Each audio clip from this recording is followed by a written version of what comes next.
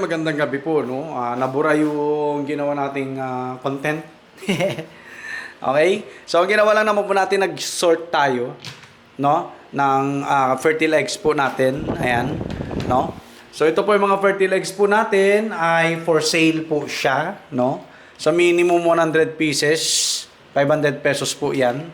At sinort na po natin, no? Yung class A, no? Tapos class B, no?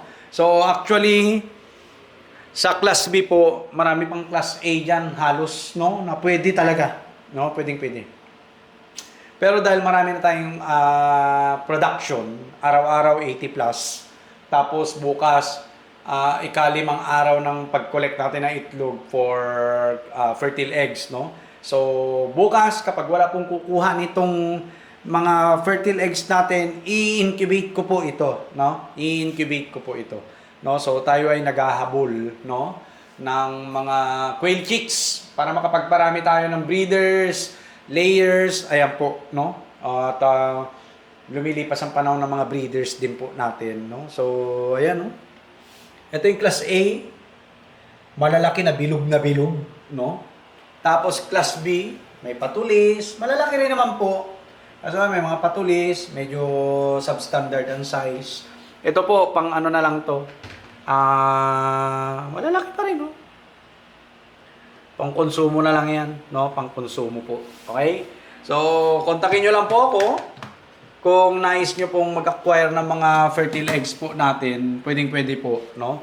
Actually, itong mga papisa natin, ito yung mga walang pili-pili, no? Hindi natin pinilian talaga to. Dahil wala pa tayo noon, no? Noong time na yun. Okay? So, ayan po. May mga papisa na po tayo. At mga fertile eggs na po natin yan sa mga breeders po natin. So, yun. Bukas po, huling araw ng viability ng mga fertile eggs po natin. Kung wala pong kukuha, i-incubate ko po yung mga class A. Then, the rest, pambenta na po as table eggs po. No? Table eggs. Alright? So, yun po, no? Kasi yung viability niyan, after 6 days, 7 days, wala na po, no? Bababa na. Kaya, bukas, ikalimang araw, maglo-load po tayo, no? Maglo-load po tayo ng eggs po natin bukas, no? So, 17 bukas, no? At maglo-load po tayo, 13. Ito yung huling-huli, 13. 14, 15, 16, 17. Sakto, 4 na araw ulit, no? 4 na araw. Okay? So, bukas, hintayin pa natin yung collection natin ng hapon. Short tayo ng gabi. Tapos, ilalagay po natin yung mga class A natin dito po sa incubator natin na ito. Tapos, itong mga sisiw, doon na sa may converted brooder po natin. Alright? So, yun lang po.